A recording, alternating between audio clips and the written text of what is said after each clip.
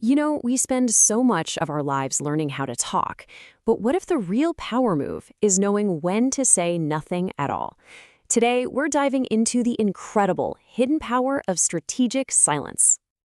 So I want you to really think about this for a second. When is saying nothing actually the most powerful thing you can do? I mean, we live in a world that's constantly telling us to speak up, right? To have a voice. So silence, it can feel like you're losing or like you're missing out. But what we're going to see is how it can be your secret weapon in pretty much any conversation. And this right here, this is the big idea, the main takeaway.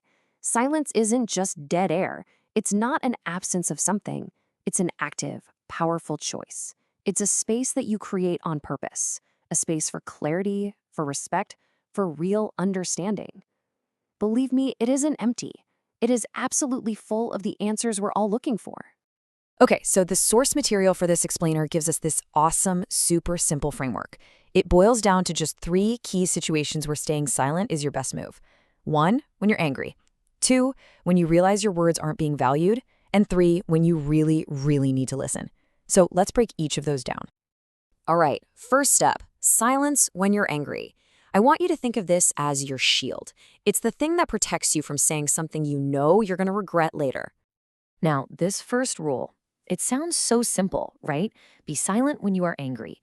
But it's actually incredibly hard because it goes against every single instinct we have. When you're angry, your body is screaming at you to react, to lash out. It just floods your system.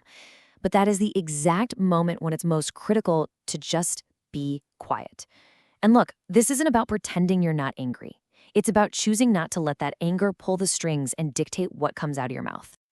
And you can see here, there are basically two roads you can take in that moment. If you speak out in anger, well, we all know where that leads. Things escalate, relationships get damaged, and you're left with that awful sinking feeling of regret. But if you choose the other path, if you choose silence, you de-escalate everything. You create space to actually think clearly. And most importantly, you put yourself back in the driver's seat. You're in control again. Okay, let's move on to the second situation, which is a big one.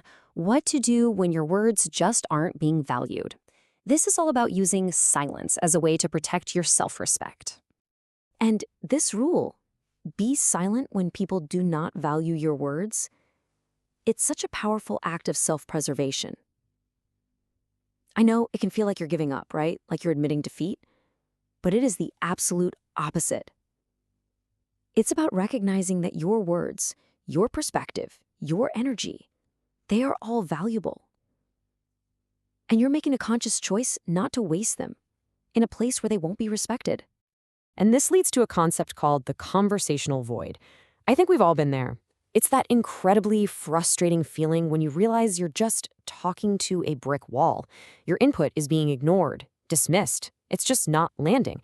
And trying to talk louder or argue harder, it never works. It just drains you. The most important thing you can do is just recognize it. Just say to yourself, okay, I'm in a conversational void right now. So here's the kicker. When you stop talking, when you stop trying to force your words on people who won't listen, you actually send a much louder message. Your silence says, my words have value. It says, my thoughts and opinions matter.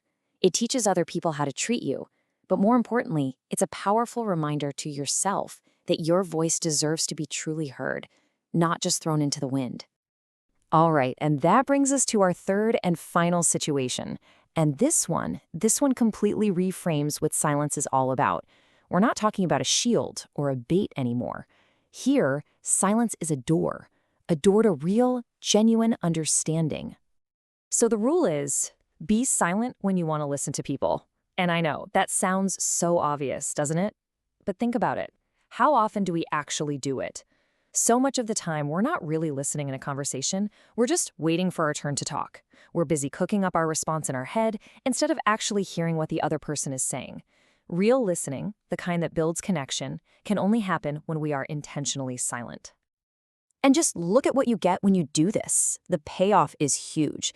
This isn't just about being polite. When you're truly silent and listening, you get a much deeper understanding of the situation. You build way stronger connections. You see things from angles you never would have thought of. You sidestep all those dumb, costly misunderstandings. And you build real, solid trust. It's a game changer. Okay, so let's wrap this all up. Mastering your silence is really about one fundamental shift. It's about moving from just reacting with your mouth to responding with intentional, purposeful quiet. Just 3. That's it. It all boils down to these 3 moments. Be silent when you're angry. That's to protect yourself. Be silent when you're not being heard. That's to protect your dignity. And be silent when you want to understand. That's how you build a real connection. This isn't just some random list. It's a complete toolkit for communicating better. So just remember this. Silence is your tool. It's what you use to find clarity when things get heated. It's what you use to maintain your dignity when you feel dismissed. And it's what you use to create a genuine connection when you really want to understand another person. So, as we finish up here, I want to leave you with a question to take with you. Think about the rest of your day, your week, that next conversation you're going to have. Which one of these silences are you going to practice today?